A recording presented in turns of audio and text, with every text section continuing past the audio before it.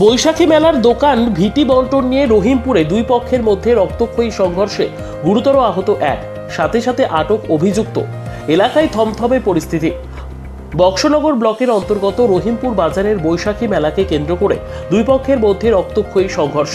ঘটনায় গুরুতর আহত এলাকার বিশিষ্ট সমাজসেবী খোরশেদ আলম।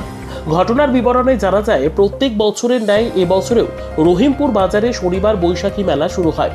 এই মেলায় ত্রিপুরার বিভিন্ন প্রান্তের ক্ষুদ্র ব্যবসায়ীরা দোকান দিতে আসেন এই বৈশাখী মেলায়। এই মেলাকে কেন্দ্র করে একটি মেলা কমিটি গঠিত হয়। এই মেলার সমস্ত কিছু পরিচালনা করে মেলা কমিটি। রহিমপুর শাহজাহান মিয়া ওরফে ধনা চা দোকানের একটি দরজার সামনে একটি বহিরাগত দোকানিকে দোকান দেওয়ার জন্য মেলা কমিটি সিদ্ধান্ত করে।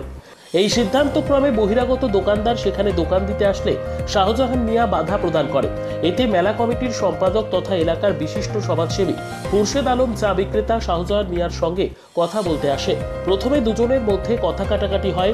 তারপর হঠাৎ শাহজাহান ক্ষিপ্ত হয়ে দোকান থেকে ধারালো ছুরি বের করে খোরশেদের বুকে ধারালো ছুরি দিয়ে আঘাত করে। সঙ্গে সঙ্গে খোরশেদ মাটিতে লুটিয়ে পড়ে এবং সারা দেহ রক্তে লাল হয়ে যায়।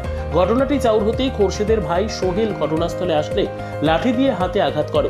ঘটনাস্থলে মেলা কমিটির সহ এলাকার লোকজন আসলে অভিযুক্ত শাহজাহান মিয়া ঘটনাস্থল থেকে পালিয়ে যায়। এদিকে আবার ঘটনার খবর পেয়ে কলমচৌড়া থানার পুলিশ ঘটনাস্থলে ছুটে গিয়ে ঘটনার তদন্ত শুরু করে এবং অভিযুক্তকে গ্রেপ্তার করে থানায় নিয়ে আসে। ঘটনায় আহত খোরশেদ আলমকে প্রথমে বক্সনগর সামাজিক স্বাস্থ্যকেন্দ্রে নিয়ে আসা হয়।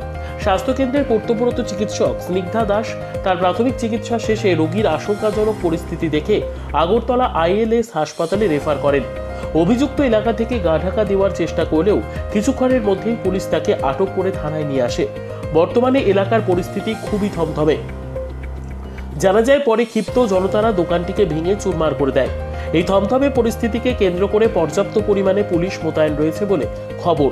এখন এই ঘটনাকে কেন্দ্র করে আগামী দিনে কোনো বড় ধরনের ঘটনা ঘটে কিনা দেখার বিষয়। কি হয়েছে ঘটনা ভাই? এবার কইছে এই রাস্তাটা কাল করে এটা দিয়ালাইছি মেলার লেগে ভাই। হ্যাঁ, তুমি এর আগে কইলা নাকি রে? দিয়ালাইছি অঙ্কা এবার সোদ কইছে, সোদ দিয়া হুজের করে গড় দিছে, দিয়েছে হুজের করে নিয়ে বড়া দিয়েছে গাড়ি জায়গাটা দিয়া দেয়ার আমার অফিস দিয়া পড়ছে। পড়ছে এবার আমি এবার গাড়ি তুলে দিছি। আমি ভাই ব্যাগ দেখছি ডাকাত। কে দিছে গাড়িটা? কে দিছে? দনা দনায়। কি কারণ দিছে? এই শুধু বিনা কারণে এই মেলার জায়গাটা লাগিয়া এরা বইব দোয়ান এর দূরে আর কিচ্ছু না। দোকান বসাইবো? হ্যাঁ হ্যাঁ হ্যাঁ, এর দূরে এই কথা কইলু গিরে এবার গরমিয়া ডাইরেক্ট গাড়ি দিয়েছি। উনি কি বাধা দিছে? কেডা জায়গা দেওয়ার জন্য বাধা দিছে নাকি? হ্যাঁ, দনা বাধা দিছে। আর মেলা কমিটি বলছিল যে দোকান কালকে দিয়েছি, তুমি আর বাধা দিও না।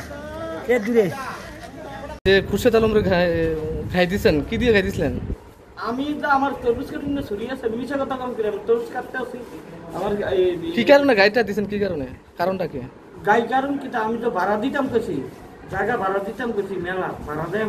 আমি ভাড়া দেওয়ানোর জন্য আমি কইছি ভাড়াটা নিয়ে যাও। রশিদ মিয়া আরো 10-15 জন লই আমার দোকানের ভিতরে মায়ের শুরু করছে। আমার ওয়াইফ ছিল, আরো বিভিন্ন কারণে মানুষ শুনলাম আপনার মিসেস নাকি ডাক দিয়ে নিছে দোকানে। না না না না, খুশিদের ডাক দিয়ে নাই। আপনারা সিসি ক্যামেরা আছে, ওই আলমগীরের সিসি ক্যামেরা দেখছেন কিভাবে আমার এখানে আছে। দোকানের তরমুজ কাটার ছুরি দিয়ে গাই দিচ্ছেন না? নিজস্ব প্রতিনিধির রিপোর্ট, দুরন্ত টিভি।